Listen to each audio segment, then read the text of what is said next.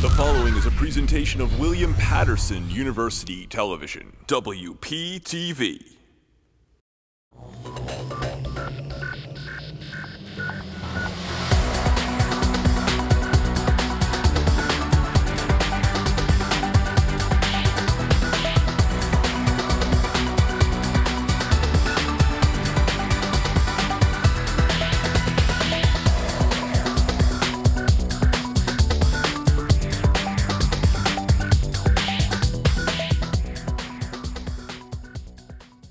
Well, hello, and welcome back.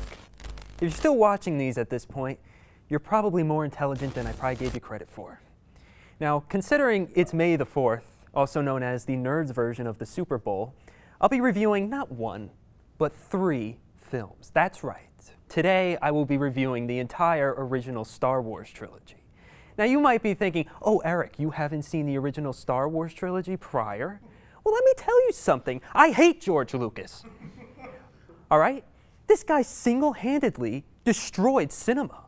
I saw his first sci-fi film, THX 1138, and I would have preferred to have shards of glass shoved into my testicles. Okay? Why would I want to watch another sci-fi film directed by George Lucas? Now, how exactly did George Lucas destroy cinema? I'll get into that later. But for now, let's get into this, okay? Coming off the release of his other film, American Graffiti, which I'll admit was good, he makes Star Wars Episode 4, A New Hope. Now, here's my problem, okay? What D-bag starts his movie franchise at 4? A cocky son of a that's who. Oh, you're going to get 6 movies? Well, shove it up your ass, George. The plot to this movie is about some evil empire in a battle with some rebel people.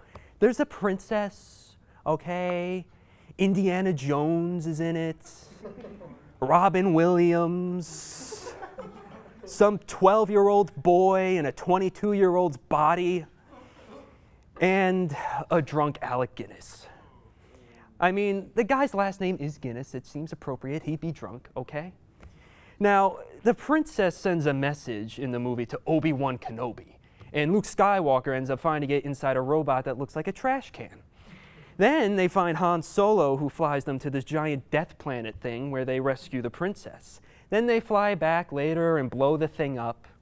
Also, there's this dude called Darth Vader who dresses all in black, who is voiced by James Earl Jones. See, now I thought Power Rangers was racist, okay? But this is even low for George Lucas. Having the black guy voice the black guy? How disgusting! Now, Darth Vader also has his own army of stormtroopers, who are essentially these dudes who walk around in white plastic outfits and do nothing, okay? I say nothing because every time they shoot something, they miss. Stormtroopers can't hit anything. They might as well start calling virgins stormtroopers because they both don't hit anything. I'm trademarking that, okay? They also have these things called lightsabers, which are essentially just light-up dicks, okay? Darth Vader and Obi-Wan have a battle with those later in the movie, but the battle is boring as crap. 2 snails could have climaxed in the time the fight was over. What do you think, I have all day, George? My God! Then, later on, when they have their attack on the Death Star, we get to meet some of the side characters, such as Porkins. So George Lucas named a guy who looks like that Porkins. Porkins. Just when I thought you couldn't get any more offensive. There's also this thing called the Force in the movie. Essentially, it's this mystical power only a few have, and then Luke has it. And he uses it at the end to blow up the Death Star. Whoopee. Also, the movie ends with Darth Vader flipping around endlessly into the middle of space, which just screams sequel, and sure enough, we got one. The Empire Strikes Back was released in 1980, but instead of Georgie Boy directing it, Irvin Kershner directed it. This made me a little bit more hopeful for this film, but guess what? It sucks even more than the last one. See, it's inferred in this movie that it takes place 6 months after the previous film, okay? The film starts out on this planet called Hoth, which is just covered in snow. The whole planet's snow. right? And on this planet, there's a rebel base, all right? And the Empire has shown up to destroy it.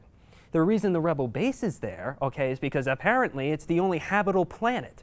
So these are telling me in this vast galaxy there's no other habitable planet that isn't negative below freeze your balls off? Later in the film, we see plenty of other planets that are habitable. What the hell? Then we see Luke outside where he passes out and starts hallucinating that Obi-Wan is telling him to find some dude called Yoda on this planet called Dagobah. Lazy script writing, am I right? Of course I am. Then, while they're on Hoth, Darth Vader shows up, all right? And here's another plot hole, okay? Last time we saw Vader, he was spinning around in space. Now, where the hell is the scene where they spent the last 6 months cleaning the vomit out of his TIE bomber? Nowhere to be found. Anyway, the rebels flee the planet. Han, Leia, 3PO, and Chewie flee on the Millennium Falcon. Meanwhile, Luke and R2-D2 go to Dagobah, all right? And his X-Wing crashes there, and he gets out and sets up camp. As he's sitting, this green turd with Spock ears shows up, okay? And his name is Yoda, all right? And he goes through Luke's belongings, and he eats Luke's candy bars and plays with a flashlight, all right? And it's revealed that this lunatic is the Jedi Master Yoda. This crazy bastard is Yoda. No wonder why the Jedi went extinct. This is the best they had to offer. Anyway, Yoda takes Luke and they begin his Jedi training. Meanwhile, the Millennium Falcon is being chased by the Empire, and then they go through this asteroid field, and Han flies the ship into this cave. And while they're in this cave, they slowly realize it's not a cave, and instead it's just a giant dick with teeth. Then the crew go to this place called Cloud City where we meet Han's friend, Lando Calrissian. Okay? And they meet Lando and they continue on into the city. Then Darth Vader shows up and we find out Lando really threw them under the bus. And then Darth Vader freezes Han Solo in carbonite, which isn't even a thing, but whatever. And then this dude called Boba Fett takes Han Solo away and yada, yada, yada. I don't really give a shit. Anyway, back to the frog in the real-life version of a Ken doll, all right? As Luke continues training, he finds out his friends are in danger, so he goes to leave. Then Yoda says his training isn't complete, and he says he'll come back later, whatever. He arrives on Cloud City, where he has a lightsaber battle with Vader, and then Vader cuts Luke's hand off, and it's finally revealed. What people call one of the biggest plot twists ever. It's revealed Vader is Luke's father. Yeah, like I didn't know that already?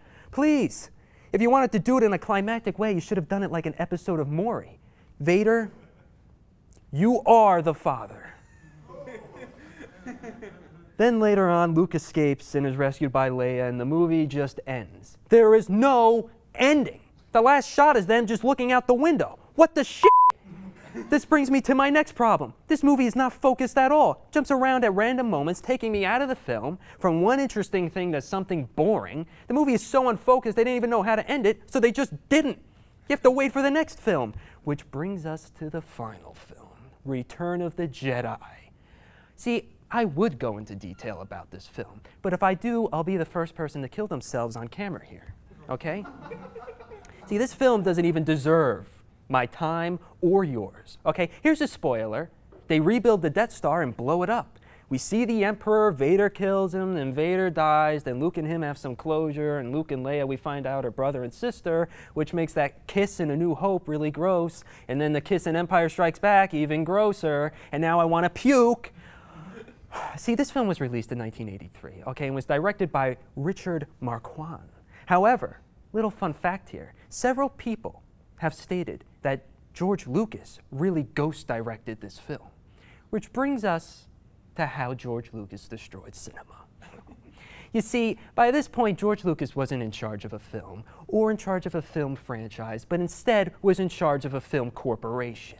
He purposely altered Return of the Jedi just so he could make more profit.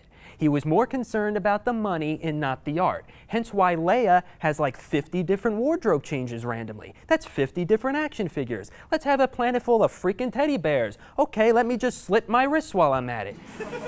We can sell hundreds of different teddy bears. We can make the movie more kid-friendly and widen the audience. Okay, let's just alter the voice modulation on Vader so it appears less threatening. God forbid the villain actually was menacing. Oh, but we don't want to scare the kids away. George Lucas is not a good director, people. He made an effing movie that had duck breasts in it.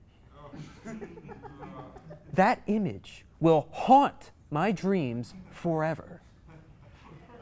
See, once studios saw, oh, you can market a film like Star Wars, you can sell toys and shirts, commercials, books, hats, video games, the studios are just saw dollar signs. They started to turn all movies into these money-making entities. Say goodbye to the days when an independent director could get a fair shot at making their script made by Hollywood. Better get in the mindset of self-funding your projects, just saying.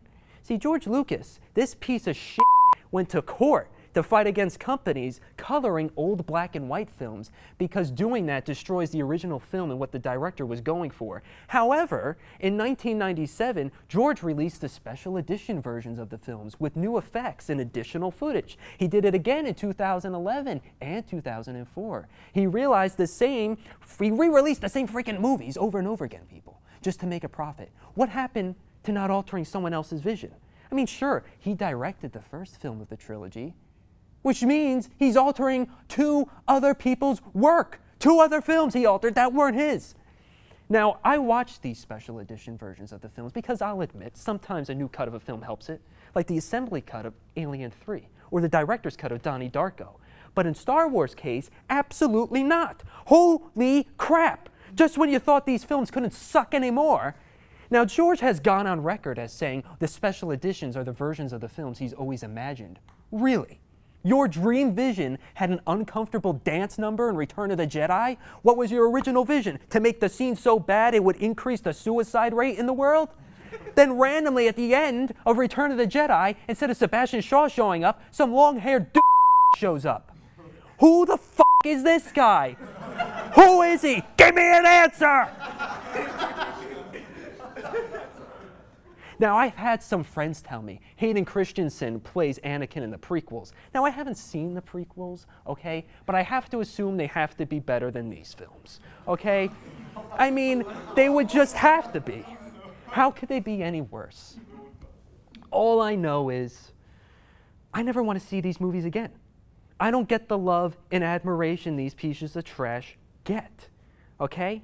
Now, just remember something here, people. At the end of the day, I'm right, you're wrong.